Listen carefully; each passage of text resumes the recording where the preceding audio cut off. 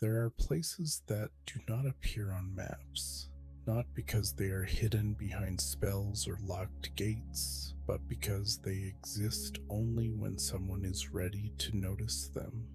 The Winter Academy was one of those places. I didn't know it existed until the first letter arrived. It came on a morning when the snow had fallen all night without interruption. The world outside my window looked softened, as if every sharp edge had been carefully wrapped in quiet. Cars were muted, footsteps disappeared almost as soon as they were made. Even time itself seemed to be moving more slowly. The letter lay on the floor by my door, resting on the pale wood like it had always belonged there. The envelope was thick and slightly textured, warm to the touch despite the cold hallway air. No stamp, no return address. Just my name, written in careful, steady ink. Not elegant, not rushed, as if whoever wrote it knew there was no need to hurry. I stood there longer than necessary, holding it. Somehow, I already knew it wasn't a mistake. Inside, the paper smelled faintly of pine and old books. The letter was short. You are invited to continue your winter studies. Classes resume when the snow is deepest. Bring nothing. Everything you need is already waiting. At the bottom, a simple symbol had been pressed into the paper, a small lantern etched into the fibers rather than printed. I sat down at the kitchen table and read it again, slower this time. There was no signature, no explanation, and yet something in my chest settled, like a thought finally finding its place. That night, I dreamed of hallways warmed by lamplight and windows frosted from the inside, of long tables made from dark wood, polished by decades of quiet use, of voices that spoke softly, not because they had to, but because no one there had ever learned to shout. When I woke, the decision had already been made. The Winter Academy revealed itself only after the third snowfall. The path appeared where there had been nothing the day before, a narrow trail leading into the forest beyond the town, winding gently between snow-laden trees. I followed it without urgency, my breath clouding the air, my footsteps absorbed by the powder beneath me. The forest was silent in a way that felt intentional, not empty, attentive. After a while, the trees opened into a clearing, and there it was. The academy was built of stone and dark timber, nestled into the slope of the hill, as if it had grown there rather than been constructed. Tall windows glowed softly from within, each one lit by lanterns that cast a steady, patient light. No bells rang, no doors opened dramatically. The entrance simply waited. Inside, warmth wrapped around me immediately. The air smelled of wool, ink, and something faintly herbal. A long corridor stretched ahead, lined with shelves and notice boards covered in handwritten notes, reminders, observations, half-finished thoughts. A second letter rested on a table near the entrance. You arrived exactly when expected. Your room is prepared. Lessons begin after you've rested. Someone had anticipated my tiredness. I followed the signs without meeting anyone. My room was small but perfect. A narrow bed layered with heavy blankets, a desk beside a window overlooking the forest, and a single lantern waiting unlit. On the desk lay a stack of letters. They were all addressed to me. The letters were not instructions, they were reflections. Each morning one appeared on my desk, written in the same steady hand. They spoke of things that didn't feel like lessons at first: patience, attention, the the difference between silence and loneliness. One letter spoke about winter, not as a season, but as a state of learning. Winter teaches restraint, it said. It shows us how to hold warmth instead of wasting it. Another spoke of rest as a skill. Not everyone knows how to rest without guilt. Here, rest is part of the curriculum. I began to notice that the academy itself seemed to move at the pace of breath. Meals were shared quietly. No one asked questions that didn't need answers. Conversations ended naturally, without awkwardness or explanation. Sometimes I would sit by the tall windows in the common hall, watching snow drift downward in unhurried patterns. Other students sat nearby, reading or writing or simply staring into space. And none of us felt the need to fill the silence. In the evenings, lanterns were lit one by one, not by switches, but by hand. Each flame seemed slightly different, like it carried its own mood. The letters continued. Some spoke of memory. You don't have to hold every version of yourself at once, one read. Winter allows us to set some things down. Others felt more personal, as if the academy knew exactly where my thoughts tended to wander when I couldn't sleep. You are allowed to be unfinished, one letter said simply. You read that one twice before folding it carefully and placing it back on the desk. Near the end of winter, the letters began to change. They grew shorter, more spacious. One evening, I found a final letter waiting beside the lantern. Soon, the snow will thin. You will leave, not because you are finished, but because you know how to return. The academy does not close, it waits. That night, the forest outside was quiet in a deeper way than before. I lit the lantern and watched its glow reflect softly in the glass. For the first time since arriving, I felt no pull to read further, no need to understand more. Everything felt complete enough. When I left the next morning, the path back through the trees was already fading, snow settling gently over it as if to erase any sharp outline. By the time I reached the edge of town, the academy was gone. Not hidden, simply resting. Sometimes, in winter, I still receive a letter. They arrive on mornings when the world feels especially still, the envelope always warm, the handwriting unchanged. They never ask me to return, they only remind me that I can. And when I read them late at night, with the lights low and the room quiet, I feel that same steady warmth, like a lantern lit somewhere deep inside, patient and enough. The letters did not arrive every winter. That was something I learned slowly over time. Some years passed without a single envelope on the floor, without that familiar weight in my hands. And during those winters, life continued in its ordinary ways. Days filled with obligations, conversations that moved too quickly, nights that ended before rest had fully arrived. But then there were winters when the air itself felt different. Winters where silence returned earlier in the evenings, where snow seemed to fall not in storms, but in careful layers. Winters where the world felt as though it was asking to be listened to again. Those were the winters when the letters came back. The second invitation arrived 3 years after my first departure from the academy. I found it waiting on my desk one evening, placed neatly beside a closed book I did not remember setting down. The room was dim, lit only by a small lamp, and for a moment I wondered if I had imagined it. but the envelope was real, thicker than before, the paper warmer.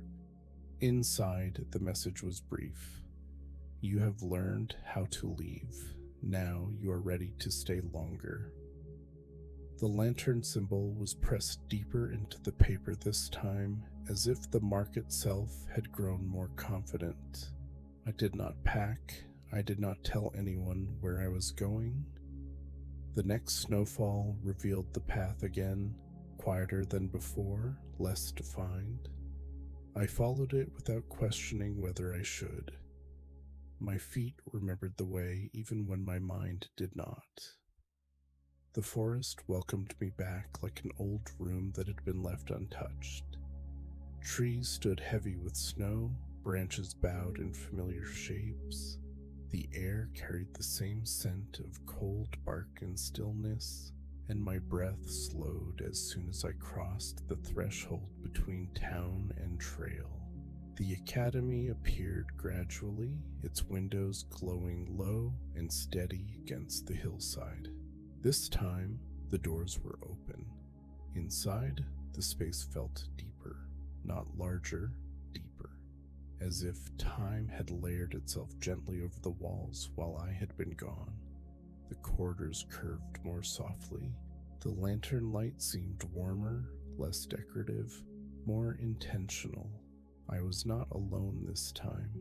Other students moved quietly through the halls, their presence unintrusive. Some I recognized only by familiarity rather than memory, faces that felt known without names attached. Others were new, carrying the careful awareness of those who had only just arrived. No one asked where I had been. No one asked why I had returned. At the center of the academy, the common hall waited, the same long tables, the same tall windows fogged with warmth. A fire burned low in the hearth, steady and unambitious. A letter waited at my place. This winter is not for beginning. It is for listening longer than you think you can. My room was the same desk, the same window, the same lantern, now polished, as if someone had been caring for it in my absence. That night, sleep came easily, not because I was tired, but because the space itself seemed to hold rest in reserve, offering it without expectation. The lessons changed this winter. There were still letters appearing each morning, but now they were accompanied by quiet invitations. Sit by the fire after dusk. Walk the outer path before dawn. Remain in silence until your breath slows on its own. No one supervised, no one corrected. The academy trusted its students to notice when they were resisting stillness. One evening, I met someone by the windows. She was older than most students, her hair tied loosely at the nape of her neck, her hands resting calmly in her lap. She did not look up when I sat nearby. After a long while, she spoke. Winter teaches differently when you stop trying to understand it. I nodded, though I wasn't sure why. Her name was Mara. We did not speak often, but when we did, our conversations moved slowly, unfolding like pages turned one at a time. She had been coming to the academy for many years, always leaving, always returning. You don't graduate, she told me once, you just grow quieter. Together, we walked the outer paths of the grounds, narrow trails looping around the hillside, lanterns marking the way at careful intervals. We never rushed. Sometimes we walked without speaking at all, our steps sinking naturally, the crunch of snow steady and grounding. The letters reflected this change. You are learning to stay with a thought without following it. You are learning that comfort does not need explanation. You are learning that silence is not absence.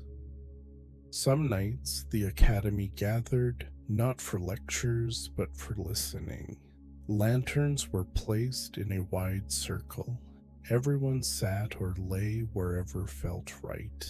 No one led, no one instructed. We simply rested together, breathing in the shared warmth, allowing thoughts to rise and fall without attachment. Time softened. Days passed unnoticed. Snow continued to fall, light and patient, reshaping the world without urgency. Near the heart of winter, the letters stopped. In their place, a single object appeared on my desk. A small brass key, warm to the touch. No explanation followed. I found the door it belonged to at the far end of the academy, beyond a corridor I had never noticed before. It opened into a narrow room lined with shelves. Not books, but journals, each one handwritten. Names were pressed into their spines, some recent, some faded nearly beyond recognition. Mara stood in the doorway behind me. "These are not records," she said softly. "They're echoes." I opened one at random. Inside were not stories, but fragments, thoughts written during long winters, reflections captured when words finally slowed enough to be honest. "You don't read them to understand others," Mara explained. "You read them to recognize yourself." I did not stay long in that room. I didn't need to. When the snow began to thin, I felt no urgency to leave, and that, I realized, was the lesson. The final letter arrived quietly. "You will return to your life now, but you will carry winter with you. That is enough." Leaving felt different this time, not like waking from a dream, but like closing a door gently, knowing it would not lock behind me. The forest path faded again, snow settling over it with familiar patience. The town waited below, unchanged, unaware. Life resumed, but something had shifted. I noticed pauses more easily. I rested without justification. Silence no longer felt like something to fill. And sometimes, not every winter, but when the world feels especially loud, a letter still arrives. They are shorter now. "You are listening, you are resting, you remember the way." I keep them in a drawer beside my bed, and when I read them late at night with the lights low and the room quiet, I feel it again. That steady warmth, like a lantern still burning, not somewhere else, but here. The years after my second return passed differently. Not faster, not slower, just quieter. I no longer waited for winter with expectation. I didn't search the floor each morning for an envelope, didn't listen for footsteps that weren't there. I had learned, truly learned, that the academy did not respond to longing, it responded to readiness. And readiness, I discovered, had very little to do with wanting. It came in moments so small they were easy to miss. A pause before answering a question. A decision not to fill silence. An evening spent doing nothing at all, without apology. The letter arrived on an unremarkable night. No snowfall yet, no dramatic shift in the weather. Just cold air pressing gently against the windows and a sky that felt lower than usual. I found the envelope tucked into a book I hadn't opened in months. "You have carried winter well. Now you will learn how to let it move." This time, there was no lantern symbol, only the words. The path did not appear immediately. Days passed, then weeks. Snow fell lightly, then melted, then returned again in thin layers that never quite settled. I wondered if I had misunderstood, but the academy had taught me not to force clarity. One evening, while walking home under a sky heavy with clouds, I noticed the road. Not a trail into the forest this time, a different road. It ran parallel to my usual route, subtle and easily overlooked. Pale stones marked its edges, worn smooth, half buried beneath frost. It did not demand attention, it simply existed. I stepped onto it without ceremony. The world shifted almost imperceptibly. Sound softened first, then color. The air grew stiller, thicker, as if it were holding warmth rather than cold. My steps slowed naturally, not from effort, but from invitation. The road curved gently and led me somewhere unfamiliar. Not the academy, not yet. At the end of the road stood a small structure, circular, built of stone, its roof layered with snow that seemed permanent rather than seasonal. Lanterns hung low around its edge, unlit but waiting. The door was open. Inside, the space was wide and quiet, almost empty. No furniture, no books, only a single bench in the center and a fire pit ringed with smooth stones. Mara sat on the bench. She looked older now, or perhaps simply more settled. Her presence filled the space without effort. "You found it," she said. "I didn't know I was looking," I replied. She smiled faintly. "That's how this part works." We sat together in silence for a long time. Eventually, she spoke. "The academy teaches you to arrive. This place teaches you to remain." She lit one lantern. Its flame was low, steady, barely moving. "Winter," she continued, "is not something you visit anymore. It's something that moves through you now." I didn't fully understand then. Understanding wasn't required. Days passed in that circular space, though time behaved differently there.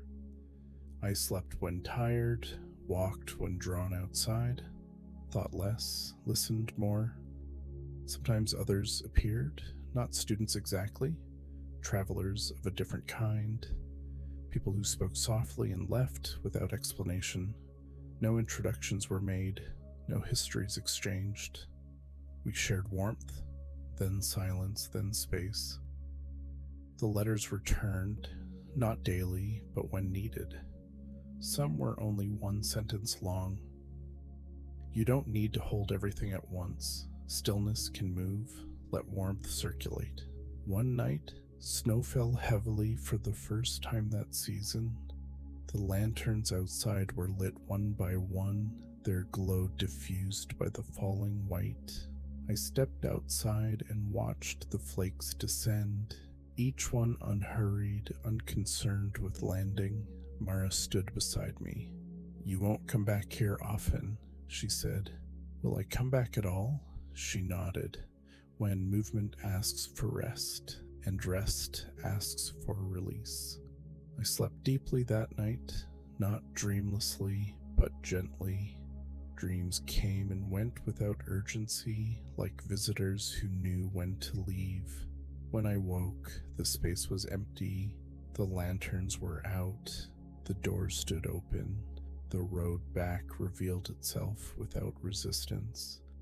Returning felt different again, not like leaving something behind, but like carrying less forward. Life continued, but now even movement felt spacious.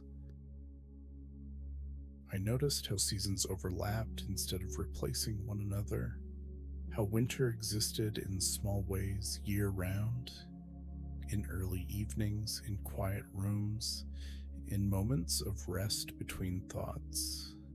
Sometimes, when the world felt particularly loud, I sensed the academy without seeing it. A warmth in my chest, a slowing of breath, a familiar patience settling in.